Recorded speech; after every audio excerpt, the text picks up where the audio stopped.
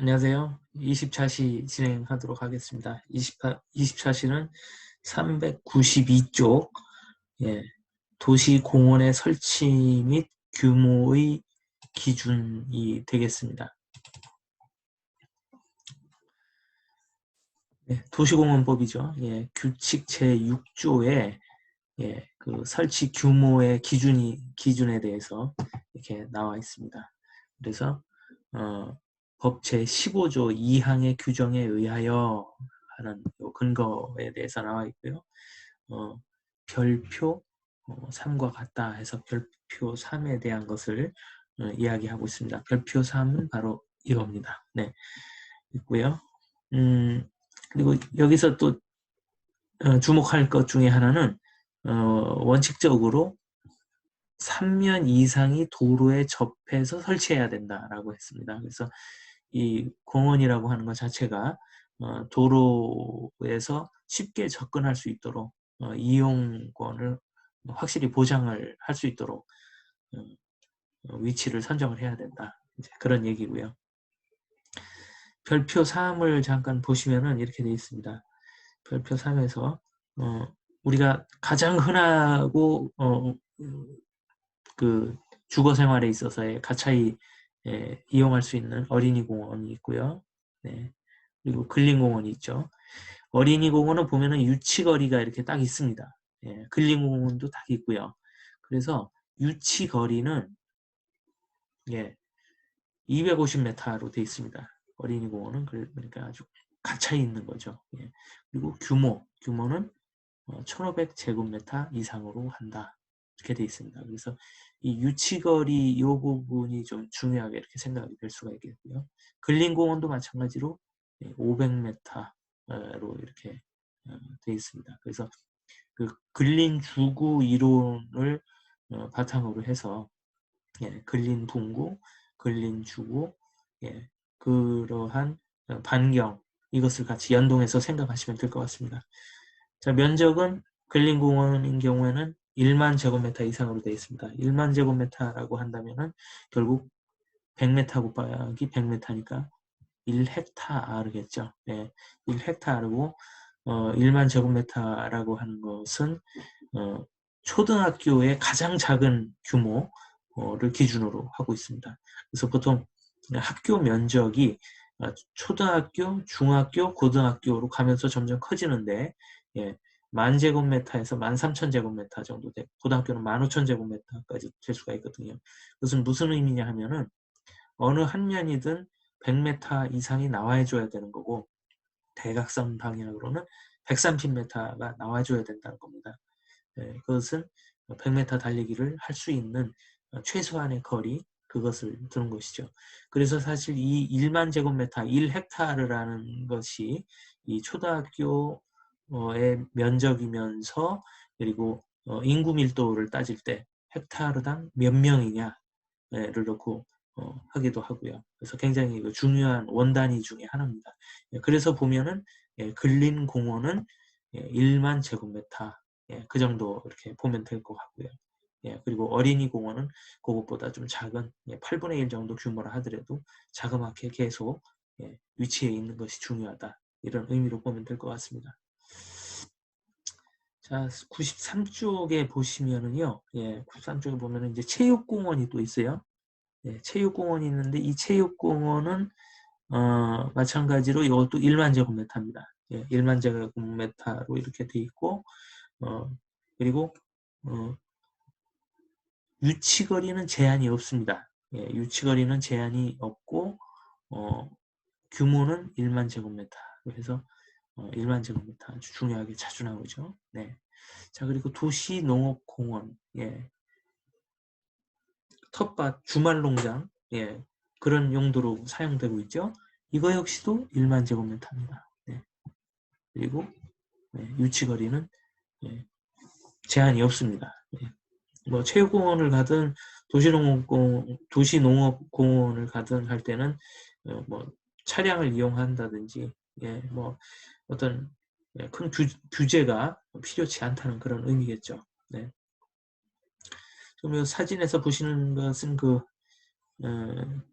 뉴욕에 뉴욕 맨하탄에 있는 그 소공원입니다. 이 공원이 어디냐면은 무엇으로 유명하냐면은 그 쉑쉑버거 1호점이 있는 그 공원입니다. 예.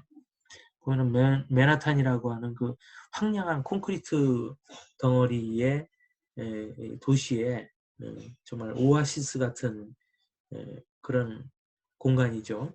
예. 그리고 미국이라고 하는 사회에 그 직장에 있어서는 별도의 그 점심시간이 없는 회사가 대부분이죠. 9 to 5이기 때문에.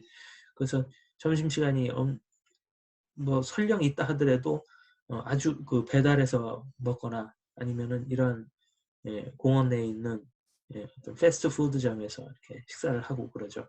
아주 버글버글합니다. 예, 지금 이 사진에서는 좀 비어 있는 상태에서 했습니다만은 점심 무렵 되면은 아주 줄을 서서 이렇게 휴식을 취하고 예, 그렇습니다. 네, 그래서 그 공원의 그 중요성에 대해서 한번 인식을 가져보자는 의미에서 예, 이 사진을 담았고요.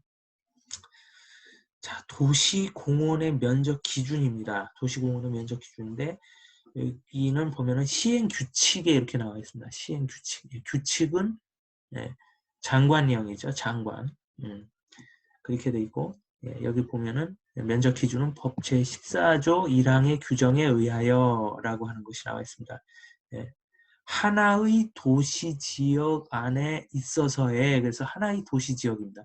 여기에서는 기준이 되는 게 1인당 6제곱미터 이상 이렇게 되어 있습니다. 예, 그런데 그 뒤에 보면은 개발 제한 구역 및 녹지지역을 제외한 도시지역일 경우에는 1인당 3제곱미터 이상 해서 이 3제곱미터라고 하는 것이 실질적인 기준인 셈이죠. 예. 그래서 3제곱미터를 주로 생각하시면 되고요. 예. 그리고 잠깐 395쪽에 넘어가 보겠습니다. 예. 여기 보면은 시행규칙의 별표가 있어요. 별표 2. 예. 여기를 보시면은 도시개발법. 예. 도시개발법은 우리 택지개발법과의 비교가 되죠. 택지개발법은 국가 등입니다. 예. 국가, 지자체, 그리고 LH공사, SH공사, 각 지자체, 지방공사 여기까지가 할 수 있는 게 택지개발이고 그리고 도시개발법은 거기에 민간 그리고 민간과 지자체가 조인트해서 하는 제3섹터 이런 것들이 될 수 있는 그런 법이죠. 네. 그래서 보시면은 상주인구 1인당 3제곱미터 이렇게 나옵니다. 예, 3제곱미터 또는 부지 면적의 5% 이상 중 큰 면적 이렇게 돼 있죠. 예, 그래서 도시공원에 대한 것이 이 도시개발법, 주택법 에 의한 주택건설 사업계획 그리고 대지조성 사업계획 이런 데서도 동일하게 그렇게 나옵니다. 예, 그래서 1인당 3제곱미터 또는 부지 면적의 5% 그것 중에서 큰 거. 예. 그래서 이 공원에 관련된 거는 지금 이제 미세먼지도 그렇고 지금 코로나19 같은 이러한 이 공기에 관련된 오염 이런 부분들에 있어서 점점 더 그 중요도가 높아지고 있고요. 예. 그리고 이 개발에 관련돼서도 거의 녹지하구의 그 문제입니다. 예, 이 도시계획위원회에서의 이 판단 기준 자체가 그래서 이 공원에 관련된 것은 좀 자세하게 항상 알아놓을 필요가 있습니다. 항상 이 기준을 가지고서 이 기준에 대한 것을 그 머릿속에 확실히 있는 것을 가지고서 판정을 내리는 거하고는 또 이 차원이 다르기 때문에요. 자, 그래서 그렇게 다 돼 있는데 여기 또 보시면 사회 도시 및 주거환경 정비 이거는 기존 도시를 다시 리모델링하고 리프레시하고 리스트럭처하는 거죠. 여기서 보면은 여기는 2제곱미터 이렇게 조금 낮췄고요. 자, 택지개발에 의한 거 이거는 어떻습니까? 택지개발에 의한 거는 6제곱미터입니다. 이거는 새로 조성을 하는 건데 택지개발이라고 하는 국가가 시행하는 그런 사업에 있어서는 1인당 6제곱미터 이상 또는 부지 면적의 12% 이상 중 큰 면적. 예, 이렇게 되어 있습니다. 예. 그래서 상당히 좀 면적을 많이 할애하고 있죠. 예.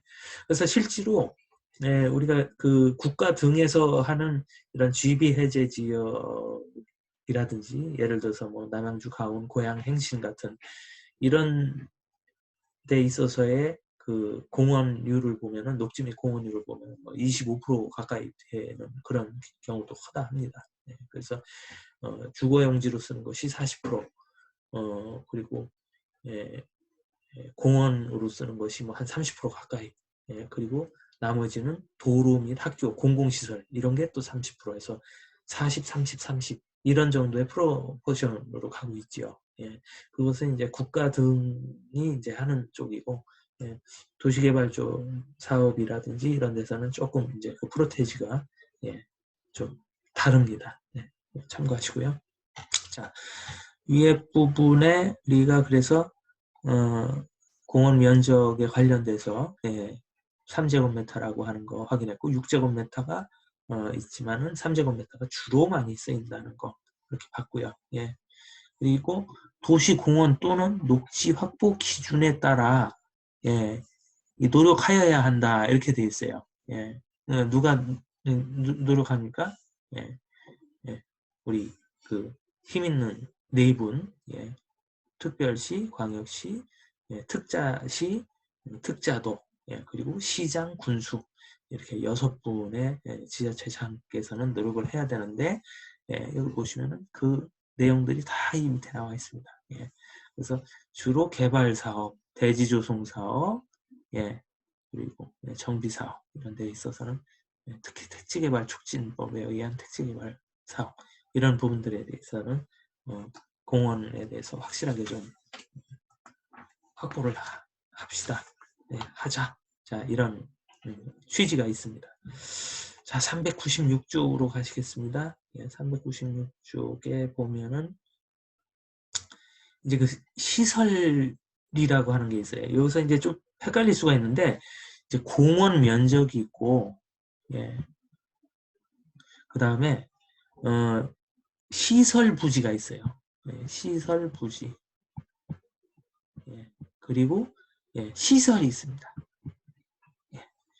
이 세 개를 좀 헷갈리시면 안 됩니다. 예. 공원 면적은 말 그대로 전체예요. 다. 예, 전체고 그 다음에 시설 부지는 여기에 들어가는 뭐 화장실이 됐거나 아니면 관리사무소가 됐거나 운동시설이 됐거나 이런 것들에 대한 토탈 합계입니다. 예, 토탈 합계고 그리고 시설은 말 그대로 순수하게 그 운동기구면은 운동기구 요거를 갖다 딱 바운더리를 컴팩트하게 해서 그렇게 지워지는 것이죠. 네. 여기 보면은 공원 시설의 부지 면적은 다음 각 호에 의한 걸로 한다 해서 별표 4의 비율에 적합할 것 이렇게 돼 있고 예. 운동 시설은 부지 면적의 60% 이상으로 할 것 이렇게 돼 있습니다. 그러니까 이것의 60% 이상을 해야 된다는 얘기예요. 예. 그러니까 시설 부지만 헝하니 그냥 두고서 엉뚱하게 이렇게 두지 말고 그 시설을 뭔가를 하겠다라고 하면은 거기다 확실하게 넣어라 이 얘기입니다. 네. 자 보실까요? 여기 보시면은 자 어린이공원하고 우리 근린공원 또 항상 이거 보겠습니다. 어린이공원 공원 면적 전부 해당 시설 부지 면적은 60% 이하. 예. 그러니까 이러한 시설을 두겠다라고 하는 것이 공원의 본래의 기능인 이 녹지, 식생을 너무 이렇게 많이 침해해서는 안 된다라고 하는 겁니다. 그래서 60%까지만 하라는 얘기입니다. 그리고 근린공원은 어떻죠? 근린공원은 40% 이하로 이렇게 한다고 했습니다. 왜 그러냐면 워낙 이제 면적이 점점 커지기 때문에 그런 거죠. 네. 체육공원 보실까요? 체육공원은 예, 공원 면적이 3만 제곱미터 미만일 때에 100분의 50 이하, 50%까지만 부지 면적이 체크가 돼야 된다. 이런 거고요. 도시농업공원은 40% 이하까지만 부지 면적으로만 써야 된다. 그렇게 되어 있는데 요 맨 아래에 보시면은요. 요 맨 아래에 보시면은 부지 면적을 산정할 때는 도시 텃밭 면적은 제외하고 산정한다라고 하는 게 있습니다. 그래서 텃밭은 그 시설 면적, 시설 면적이 하고는 관계없다. 그런 사항이 되겠습니다. 자, 여기 안동시에 있는 그 병산서원인데요. 요새 키워드는 흑담입니다. 흑담. 흑담이기 때문에 이런 그 덩굴식물이 아주 소담스럽게 쫙 펼쳐져 있죠. 정말 이렇게 바라만 봐도 그 마음이 정화되는 그런 것을 느끼게 됩니다. 경북 안동시의 병산소 그 뒷담이었습니다. 자, 다음은 이제 보행로입니다. 399쪽이네요. 399쪽에 보행로. 보행로는 사람이 걸어 다니는 대초에 차량이 다닐 수 없는 곳을 보행로라고 하는데 여기에서는 이제 보행과 차량과 다 섞여 있는 상황에서 보행로에 대한 그 기준을 갖다가 좀 얘기를 해주고 있습니다. 보행자 전용 도로에 관련된 거는 그 도로편에서 공공시설 도로편에서 집중적으로 나올 거고요. 자, 여기 보시면은 주택단지 안의 도로해서 주택건설 기준 등에 관한 규정 26조에 나와 있습니다. 여기 보시면은 어디서 많이 본 것 같다 할 수가 있어요. 259쪽에 또 나와 있습니다. 259쪽에 주택단지 안에 도로 이렇게 나와 있는데 거기서는 도로가 중심이기 때문에 그런 거고 여기서는 보행로가 포커스이기 때문에 또 똑같이 나온 겁니다. 그러니까 도로는 차도와 보도가 합쳐져서 도로라고 그랬죠. 그래서 여기서는 이제 보행에 관련된 부분이기 때문에 이렇게 얘기가 된 거고요. 그래서 주택단지에는 폭 1.5m 이상의 보도를 포함한 7m 이상의 폭 7m 이상의 도로 이렇게 돼 있어요. 그리고 가로 안에 뭐라고 돼 있냐면 보행자 전용 도로, 자전거 도로는 제외한다 이렇게 돼 있습니다. 그것만 전문적으로 돼 있는 것이 아니다라는 얘기죠. 그래서 7m 이상의 도로를 해야 되는데 다만 그럼에도 불구하고 이런 게 있어요. 그러니까 사실 법이라고 하는 게 하나로 딱 정의 내려지면 가장 좋은 법입니다. 그게. 그러나 그게 아니라 다만 이렇게 들어간다든지 아니면 그럼에도 불구하고 라든지 이를 예외 규정이라고 하지 않습니까? 이 예외 규정이 들어간 것은 그만큼 어떻게 보면은 좀 클리어하게 딱딱 떨어지지 않는 그런 여러 가지 고민해야 되는 부분들이 많다 이렇게 보시면 되는 거죠. 도로의 폭을 4m 이상으로 할 수 있다라고 하는 부분들이 있어요. 4m 이상으로 해도 인정해주겠다. 근데 그게 뭐냐면은 100세대 미만이거나 막다른 도로로서 길이가 35m 미만. 요 세 가지 항입니다. 세 가지. 100m 미만이고, 그다음에 막다른 도로, and 35m 미만. 이렇게 될 때는 4m까지도 가능하겠다. 이렇게 본 거고요. 그리고 주택 단지 안의 도로는 요 사항이 이게 그 가벼운 사항이 아닙니다. 주택 단지 안의 도로는 유선형 도로로 설치하거나 노면에 요철을 포장하고 과속 방지턱을 설치한다. 이렇게 돼 있어요. 그래서 결국엔 시속 20km 이하가 되도록 해야 된다. 이렇게 돼 있습니다. 20km를 넘으면 안 되는 거예요. 원칙적으로. 그리고 유선형 도로라고 하는 것은 직선 도로가 아니란 얘기예요.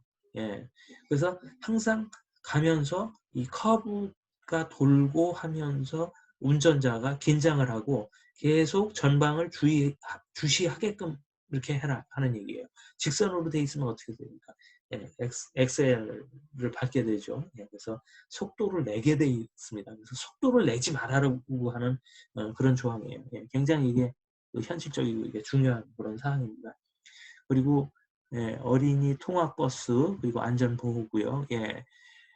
아무튼 우리 대한민국이 좀 더 선진국다운 선진국으로 가기 위해서는 뭐 지금도 당연히 선진국이지만 하기 위해서는 이 도로에 있어서의 이 사고 문제 이 부분에 있어서는 정말 강력하게 해야 됩니다. 예. 무조건 사람이 우선이고 어떻게 됐든지 간에 최우선으로 사람이 좀 보호받아야 되는 그런 것이 중요하겠죠. 자, 요거는 또 페이지 260페이지에 또 나와 있습니다. 260쪽에 이거는 규정이 아니라 규칙이네요. 네, 규칙입니다. 규칙 여기 나와 있죠. 네, 규칙 6조에 나와 있고, 네, 뒤에 보시면은 이제 그 규칙은 장관 이제 명이기 때문에 장관이 하는 것이라서 상당히 이제 디테일하게 좀 들어가는 겁니다. 디테일하게 이제 들어가는 것이고요. 그래서 보면은 보도는 10cm 차도면보다 10cm 이상. 왜 그러냐면은 보도를 타고 넘지 못하게 하려고 하는 건데 못 타고 넘지는 않죠. 다만 속도가 줍니다. 속도가 줄어서 큰 사고가 나지 않도록 이렇게 해야 되고 도로의 화단, 하단, 꽃밭, 그리고 짧은 기둥. 이걸 뭐라고 그러죠? 볼라드라고 그러죠. 볼라드라고 하는데, 뭐 외래어다 보니까 이제 짧은 기둥으로 그렇게 한 것 같네요. 근데 사실 볼라드는 뭐 이제 우리 일상적으로 쓰는 말이죠. 네. 쇠기둥 같은 거, 쇠기둥이든 나무 기둥이든 어쨌든 한 15cm, 1.5m 정도 되는 거 있죠. 그리고 차도와 구분하도록 이렇게 돼 있고, 그리고 가로수 등 노상 시설을 설치하는 경우에는 통행에 방해하지 않도록 해야 된다.